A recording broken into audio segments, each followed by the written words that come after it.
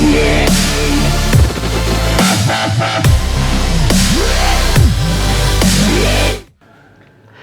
Students, आज का जो वीडियो ने वाला है ये class 12 book R D Sharma chapter 8 solutions of simultaneous linear equation का लेक्चर 15 का वीडियो होने वाला है। और आज हम एक्सरसाइज 8.1 के क्वेश्चन नंबर 20 और इसके बाद एक और क्वेश्चन को डिस्कस करेंगे।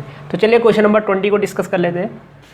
ए total amount of ₹7,000 is deposited in 3 different saving bank accounts. तो यहाँ पे 7,000 रुपये जमा किए गए हैं 3 अलग अलग बैंक अकाउंट में। टोटल 7,000 जमा किए गए। ध्यान रखिएगा, मान लीजिए मेरे पास 7,000 रुपये है तो मैं पहले वाले बैंक में 2,000, दूसरे वाले बैंक में 2,000 और तीसरे वाले बैंक में 3,000 रुपये डालता हूँ। तो अगर आप तीनों बैंकों का पैसा टोटल करेंगे तो वो 7,000 के बराबर होगा। यानी कि फर्स्ट बैंक में मान लीजिए मैंने X रुपये डाले, क्योंकि ज़रूरी नहीं है कि मैंने 2,000, 2,000, 3,000 डाले, वहाँ पे मैं कितने भी पैसे डाल सकता हूँ। तो ये तो मैंने आपको एग्जांपल दिया। लेकिन पहले बैंक में मैंने अगर मान लीजिए X रुपये डाले, दूसरे बैंक में मैंने Y रुपये डाले और तीसरे बैंक में मैंने Z रुपये डाले, तो जो XYZ का जो टोटल हो जाएगा, सम हो जाएगा, वो 7,000 के बराबर हो जाएगा। तो चलिए मान लेते हैं कि पहले बैंक में हमने X और दूसरे बैंक में Y और तीसरे बैंक में Z रुपये डाले।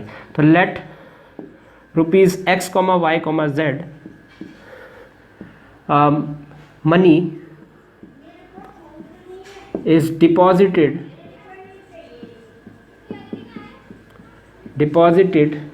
in bank first, second and third। तो यहाँ पे हमारे पास हमने यहाँ देखा कि X, Y, Z मनी जो है हमने पहले बैंक में X, दूसरे बैंक में Y और तीसरे बैंक में Z रुपये जमा किए अकॉर्डिंग टू क्वेश्चन। तो ये जरूर लिख दीजिएगा अकॉर्डिंग टू क्वेश्चन। क्वेश्चन के अकॉर्डिंग, क्वेश्चन के अनुसार क्या है यहाँ पे देखिए। क्वेश्चन में हमें क्या बोल रखा है कि यहाँ पे टोटल हमने 7,000 रुपये जमा किए। इसका मतलब X + Y + Z equal to कितना हो जाएगा? ₹7,000 हो जाएगा।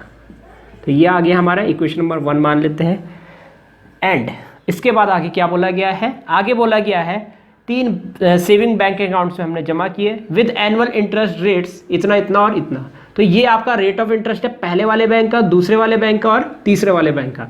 तो यहाँ पे हम क्या करेंगे, देखिए पहले वाले बैंक का रेट ऑफ इंटरेस्ट इतना है, वहाँ पे हमने पैसे कितने जमा किए? X, यानी कि ये प्रिंसिपल हो जाएगा। ये आपकी R की वैल्यू हो जाएगी। टाइम हम यहाँ पे 1 साल लगेगा क्योंकि टाइम नहीं बता रखा है। तो यहाँ पे जो हमारा सिंपल इंटरेस्ट, आगे देखिए डाटा आपको क्या दे रखा है, the total annual interest from these 3 bank accounts is 550। तो यहाँ पे इंटरेस्ट हमें टोटल तीनों अकाउंट से 550 मिला है। तो यानी कि हमें तीनों बैंक अकाउंट का इंटरेस्ट निकालना है। तो इंटरेस्ट का जो हमारे पास फॉर्मूला होता है वो होता है हमारा PRT/100। अब ऑब्वियसली बात है, पहले वाले बैंक में जितने पैसे जमा किए वो हमारा P होता है। तो इसी के अनुसार अगर हम देखेंगे तो पहले वाले बैंक में हमने X रुपये जमा किए, रफ में कर लेते हैं, उसमें हमें 5% ब्याज मिल रहा है। तो 5/100 और टाइम हमारा क्योंकि 1 साल है तो यहाँ पे ये आ जाएगा आपका पहले वाले बैंक का जो इंटरेस्ट आएगा वो 5x/100 हो जाएगा।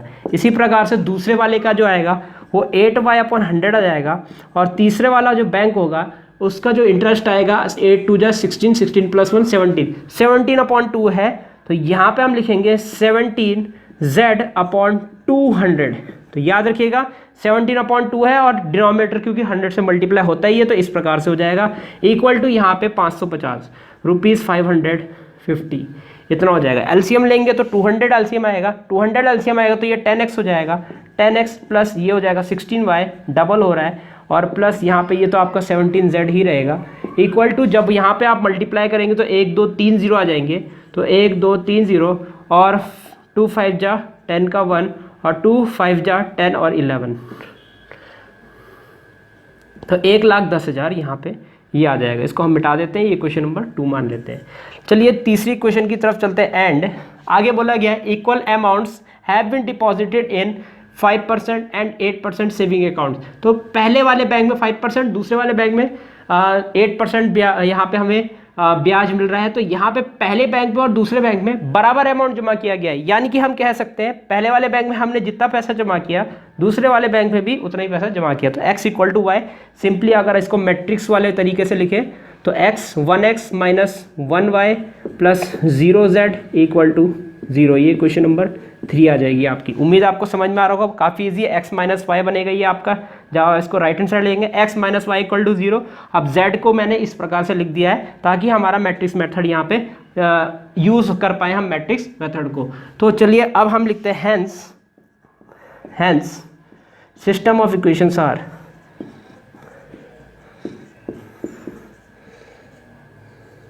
इक्वेशंस इज, तो सिस्टम ऑफ इक्वेशंस पहली वाली ये आ जाएगी x plus y plus z equal to 7000। दूसरी हमारी हो जाएगी 10x plus 16y plus 17z equal to 1,10,000। और तीसरा है हमारा x minus y plus 0.z equal to 0।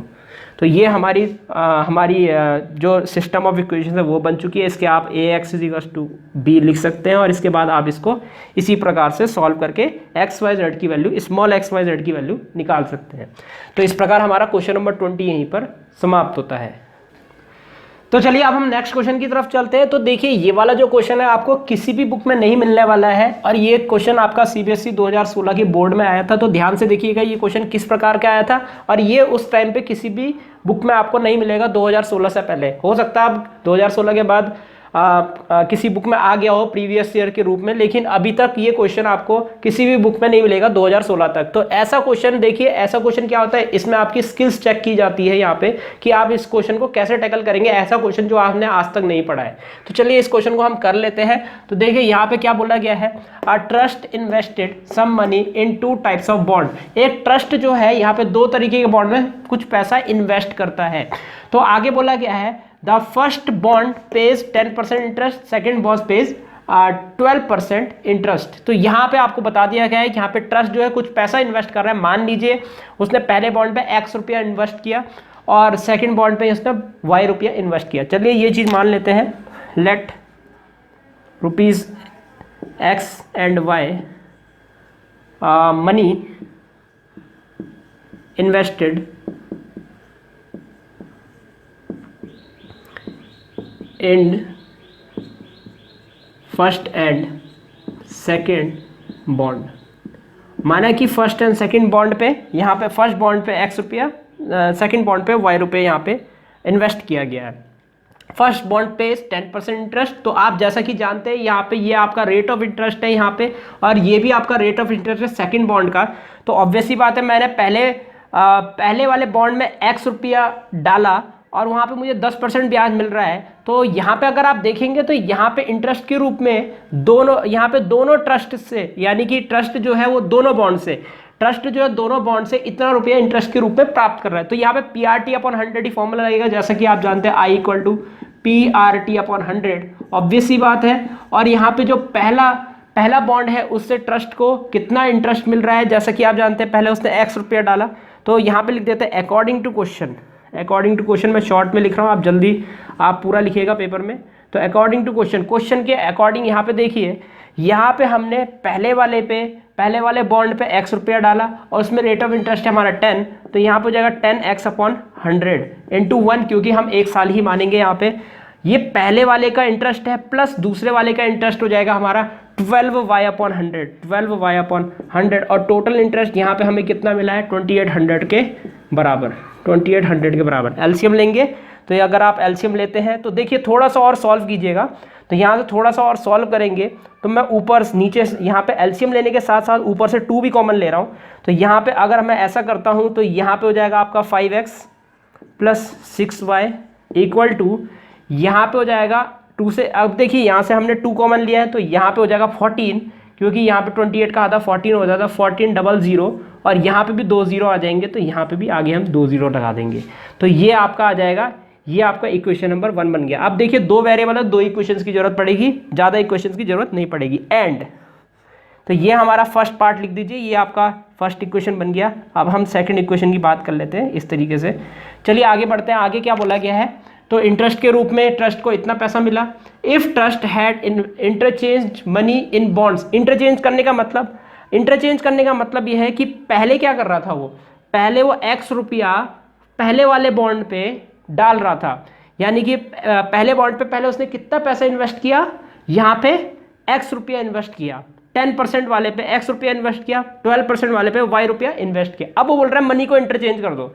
इसका मतलब अब y रुपया जो है वो 10% इंटरेस्ट वाले बॉन्ड पे यहाँ पे उसने क्या बोलते हैं इन्वेस्ट किया और x वाला जो है वो 12% वाले पे इन्वेस्ट किया, तो याद रखिए इंटरचेंज हो चुका है, यानी कि अब ये x रुपया जो है वो सेकंड बॉन्ड में इन्वेस्ट हुआ है और ये y रुपया जो है ये फर्स्ट बॉन्ड में इन्वेस्ट हुआ है। तो यहाँ पे देखिए ये इंटरचेंज होगा तो क्या हो जाएगा यहाँ पे, क्योंकि इंटरचेंज हो चुका है तो ये x रुपया सेकंड वाले बॉन्ड पे जा रहा है, तो यहाँ पे हो जाएगा 12x/100। ऑब्वियस सी बात है ये हो जाएगा, क्योंकि x रुपया कहाँ पे इन्वेस्ट हो रहा है, सेकंड वाले बॉन्ड पे जिसका 12% है, तो 12x/100 प्लस यहाँ पे अब ये y रुपया कहाँ हो रहा है 10% वाले पे, तो 10y/100 इक्वल टू यहाँ पे कितना हो जाएगा, आगे बोला गया है अगर इंटरचेंज करता है they would have got 100 rupees less, 100 rupees less इससे, यानी कि 2700 इससे, तो यहाँ पे ये आ गया। अब देखिए यहाँ पे हम क्या करेंगे, यहाँ पे फिर से वही काम करेंगे, तो यहाँ पे वही काम करेंगे तो क्या होगा, यहाँ से हम 2 कॉमन लेंगे तो यहाँ पे हो जाएगा 6x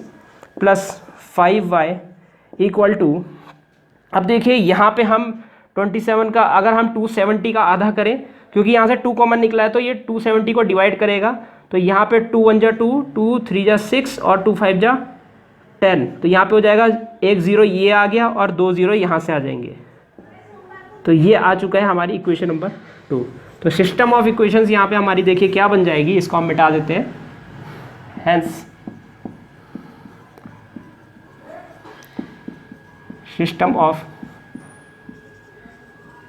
इक्वेशंस, तो यहाँ पे सिस्टम ऑफ इक्वेशंस हो जाएगी हमारी, सिस्टम ऑफ इक्वेशंस इज कितना होगा 5x प्लस 6y।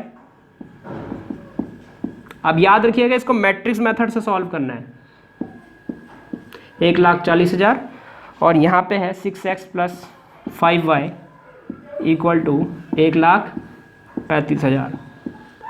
तो चलिए यहाँ पे लिख देते हैं ax इज टू बी, इसको मैं पूरा ही सॉल्व कर लेता हूँ, वेयर, तो वेयर a इक्वल टू, यहाँ पे जल्दी से इसको सॉल्व कर लेते हैं, 5665 और x की वैल्यू यहाँ पे हमें पता है x और y होगी, और b की वैल्यू यहाँ लिख देते हैं जो कि है यहाँ पे 1,40,000 और 1,35,000 ये हो जाएगा। चलिए आप इस क्वेश्चन को हम मिटा देते हैं, अब इस क्वेश्चन की हमें ज़रूरत नहीं है फिलहाल के लिए, तो यहाँ तक तो हमें ज़रूरत नहीं है, कहाँ तक 100 rupees less using matrix method. अब वो बोला find the amount invested by the trust, तो यहाँ तक अब हम मिटा देते हैं क्योंकि यहाँ तक x और y की हमें वैल्यू निकालनी, कितना अमाउंट उन्होंने क्या किया इन्वेस्ट किया, अब दोनों में मिला के कितना किया वो पूछ रहा है यहाँ पे, याद रखिएगा इसको, उम्मीद है आपने क्वेश्चन लिख लिया होगा। तो यहाँ पे हम क्या करेंगे, इसको आगे सॉल्व कर लेते हैं, तो यहाँ पे मैं सॉल्व कर रहा हूँ पहले, फिर हम यहाँ चले जाएंगे। अब देखिए यहाँ पे a की वैल्यू, यहाँ पे डिटर्मिनेंट a निकालेंगे हम, तो डिटर्मिनेंट a इक्वल टू 5 5 जा कितना होगा 25 माइनस 36, यानी कि ये आ जाएगा आपका माइनस का 11। ऑब्वियस सी बात है -11 आएगा, not equal to 0। a is non singular,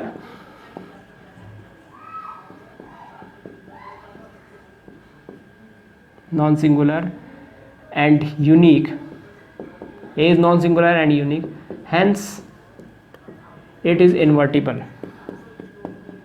ये क्या है इन्वर्टिबल है, ये कैसा है इन्वर्टिबल है। तो चलिए यहाँ पे ये हमारा इन्वर्टिबल आ चुका है। सो अब देखिए आगे क्या होगा, यहाँ पे हमने डिटर्मिनेंट a निकाल दिया, अब हम यहाँ पे कोफैक्टर्स निकालेंगे C11 C12 C21 और C22, ये है। अब यहाँ से क्या होगा C11 C12 C21 और C22, अब हम यहाँ से कोफैक्टर्स निकालने के लिए उल्टा z जाएंगे, जैसे कि आप जानते ही हैं, ये मैंने आपको अपने पुराने वीडियोस में बताया है। तो यहाँ पे हो जाएगा 5, यहाँ हो जाएगा 6 5 6 6 5, तो 5 6 6 5 और यहाँ पे माइनस के साइन लगा देंगे, ये हमारे कोफैक्टर्स निकल गए। तो चलिए यहाँ पे आगे बढ़ते हैं, इसको मैं यहाँ पे सॉल्व कर रहा हूँ, ध्यान से देखिएगा। तो यहाँ पे एडजॉइंट a कितना आ जाएगा हमारा, एडजॉइंट a इक्वल टू, इस पूरे का क्या कर देंगे हम ट्रांसपोज कर देंगे, तो यह हो जाएगा 5 -6 और -6 और 5, इस पूरे का क्या होगा ट्रांसपोज हो जाएगा, तो ये पावर में ट्रांसपोज है याद रखिएगा। तो यहाँ पे हो जाएगा आपका कितना, ये होगा 5 -6 और 5, तो इस प्रकार से ये हमारा ये आ चुका है। अब देखिए यहाँ से हम देयरफॉर ए इनवर्स की वैल्यू क्या लिखेंगे, ए इनवर्स इक्वल टू, जैसे कि आप जानते हैं डिटर्मिनेंट ए की वैल्यू आपकी -11 आई है, तो -1/11, 5 - 6 -6, 5 - 6 -6 और 5, तो ये हमारी वैल्यूज़ आई है। ए इनवर्स की तो वैल्यू निकल गया। अब हमें कैपिटल एक्स की वैल्यू निकालनी है यहाँ से, तो यहाँ से हम कैपिटल एक्स की वैल्यू निकाल लेते हैं। Now using capital X equal to A inverse B, तो यहाँ पे हम capital X equal to A inverse B use करेंगे। तो आगे देखिए क्या बोला गया, interest received on this amount will be given to help age India as donation. तो यहाँ पे मैं आपको बता दूँ, यहाँ पे एक वर्ड और था वो मैंने मिटा दिया है, लेकिन ये कुल मिला के अगर आप इसकी बात करेंगे, जो आपका ये क्वेश्चन है आपने पहले देख लिया होगा, ये क्वेश्चन आपका किससे रिलेटेड है, एज इंडिया एज डोनेशन। तो यहाँ पे एज इंडिया जो है यहाँ पे बूढ़े लोगों को संभालती है, तो ये जो पैसा है ये इनको डोनेट किया जाएगा जो बूढ़े लोगों को संभालती है। तो यहाँ से जो हमारा वैल्यू निकलेगा, विच वैल्यू मतलब कौन से मूल्य यहाँ पे रिफ्लेक्ट होकर इस क्वेश्चन में सामने आते हैं। तो यहाँ पे क्योंकि डोनेशन दिया जा रहा है बूढ़े लोगों को संभालने के लिए, तो यहाँ पे क्या हो जाएगा, केयरिंग अबाउट, हम कह सकते हैं केयरिंग ओल्ड पर्सन्स। तो यहाँ पे हम ओल्ड पर्सन की क्या कर रहे हैं, केयरिंग कर रहे हैं। तो यहाँ पे जो वैल्यू सामने आएगी, वो है केयरिंग ओल्ड पर्सन्स। तो याद रखिएगा यहाँ से जो ये पैसा है, इसमें इस क्वेश्चन में क्या रिफ्लेक्शन, कौन सी वैल्यू सामने आती है, तो केयरिंग द ओल्ड पर्सन, ये वाली वैल्यू यहाँ पे सामने आती है। तो इसका आंसर आप उम्मीद है समझ गए होंगे, लास्ट लाइन हम यही लिखेंगे इस क्वेश्चन में। तो चलिए यहाँ पे हम x की वैल्यू फिलहाल निकाल देते हैं इस क्वेश्चन के लिए। तो यहाँ पे मैं इसको सॉल्व कर लेता हूँ। तो x जैसा कि आप जानते हैं ये x और y है, और ये -1/11, 5 - 6 5, और b की वैल्यू यहाँ पे हम, एक तो है 1,40,000 और तीसरी है 135,000। तो चलिए इसको आगे सॉल्व कर देते हैं।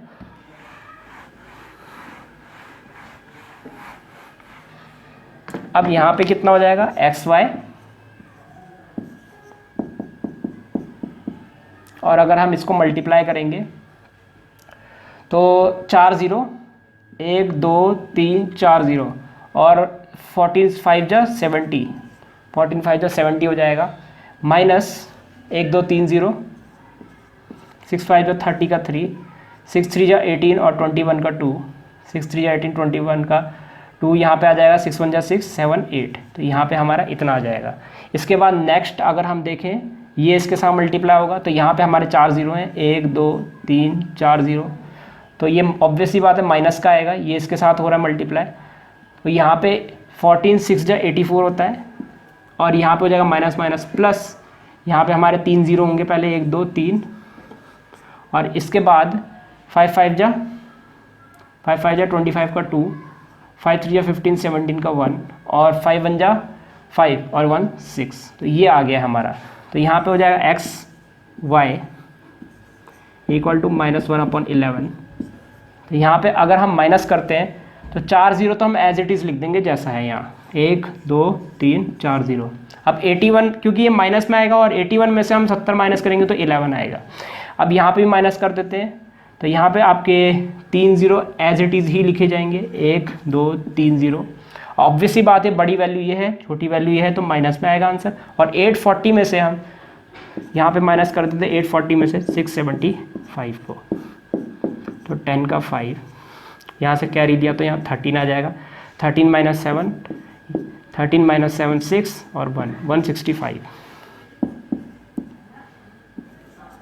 चलिए अब हम यहाँ पे -11 से डिवाइड कर देते हैं। ऑब्वियस सी बात है, -11 से डिवाइड करने में ये 4 0 आ जाएंगे, 1 के बाद ये 4 0, 1 2 3 4 0, ये आ गया है। और ऑब्वियस सी बात है यहाँ पे भी माइनस माइनस प्लस हो जाएगा, और ये 3 0 तो हम यहाँ लिख ही देंगे पहले ही, 11 1 जा 11 और 55, 11 5 जा 55। तो ये हमारा x और y का वैल्यू निकल गया। तो x इक्वल टू हमारा आया 10,000 एंड y इक्वल टू हमारा आया 15,000। तो यहाँ पे जो टोटल अमाउंट उन्होंने इन्वेस्ट किया वो हो जाएगा x + y। याद रखिएगा टोटल अमाउंट कितना इन्वेस्ट किया, टोटल अमाउंट यहाँ पे कितना इन्वेस्ट किया ये पूछा गया था। तो देयरफॉर टोटल अमाउंट यहाँ पे कितना हो जाएगा, वो हो जाएगा आपका 10,000 प्लस 15,000 इक्वल टू 25,000। तो उम्मीद है आपको समझ में आ रहा होगा। यहाँ ये हो जाएगा आपका 25,000। 10,000 प्लस 15,000 इक्वल टू कितना? 25,000। तो यहाँ पे हमारा आंसर हो जाएगा इस वाले क्वेश्चन के लिए 25,000। ये डोनेट किया है उन्होंने ओल्ड इंडिया के लिए यहाँ पे। तो यहाँ पे क्या है, अब उसमें रिफ्लेक्शन क्या होगा, कौन सी वैल्यू सामने आती है, उसके लिए मैं इसका आंसर यहाँ लिख देता हूँ कौन सी वैल्यू है। तो यहाँ पे आप लिख दीजिए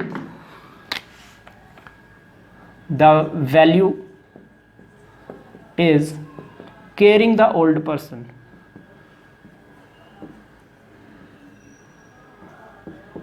ओल्ड पर्सन्स। तो ये हमारा फाइनल आंसर हो जाएगा केयरिंग द ओल्ड पर्सन। क्या रिफ्लेक्शन आया है?